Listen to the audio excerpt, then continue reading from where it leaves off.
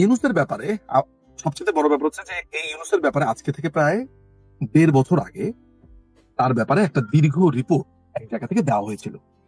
সেটা কোন জায়গা সেই নামও বলছি না, নাম বললেই আপনারা সেই সংস্থার প্রধানকে খোঁজা শুরু করবেন, ভাববেন, ফলে তার নামটাও সামনে চলে আসবে।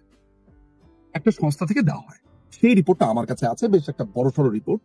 মজার ব্যাপার হচ্ছে এই রিপোর্টের ভিতরে পয়েন্ট করে করে আছে যে কারা পরিকল্পনা করার সম্ভাবনা আছে, কারা মুভ করছে, কোন দেশ মুভ করছে, কিভাবে করছে।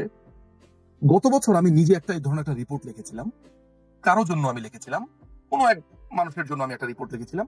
সেখানে আমি দেখিয়েছি যে সিআইএ বাংলাদেশের কোন কোন জায়গাতে অর্থায়ন করে, কত টাকা অর্থায়ন করে, কিভাবে অর্থায়ন করে, এই অর্থের টাকাগুলো কিভাবে যায়, হাউ ডাজ ইট ওয়ার্ক। যেমন ধরা যাক যে এই জুলাই যখন জঙ্গি হামলা হলো, এদের অনেকেই রাস্তার মধ্যে পানি পেয়েছে, ওরা তো পানি খাচ্ছে, ওই মারামারির সময় তার তো খেয়াল নাই পানিটা কোথেকে আসলো। হঠাৎ করে অ্যাম্বুলেন্স হাজির, হঠাৎ করে গাড়ি হাজির। তারপরে ঘর থেকে, যেমন ওই যে আমাদের রেসিডেন্সিয়াল মডেল স্কুলের আমার এক ছোট ভাই, ওই যে ফাইয়াজ নামে যে ছেলেটা হত্যাকাণ্ডের শিকার হলো জঙ্গিদের মাধ্যমে, এবং পরবর্তীকালে এইটা নিয়ে আপনার প্রচুর আলাপ হলো।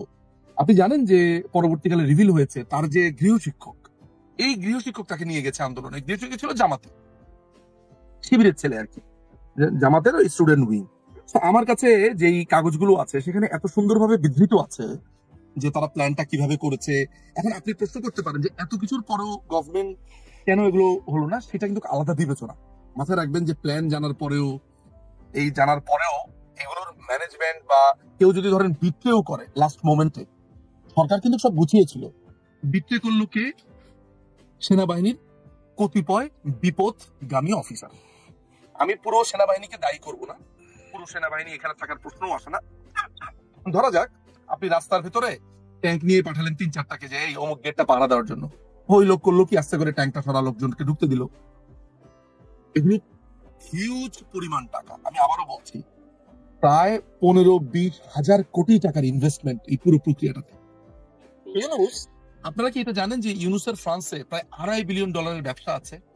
এখন আপনি আমাকে বলেন তো, যে পৃথিবীর ১৭৯টা দেশে গ্রামীণ ব্যাংকের মডেল আছে। এই গ্রামীণ ব্যাংকের যে মডেল, এটা তো রেজিস্টার্ড ট্রেডমার্ক। এই টাকাটা পাবে গ্রামীণ ব্যাংক, এই টাকাটার পার্সেন্টেজ ইউনুস পায় কেন?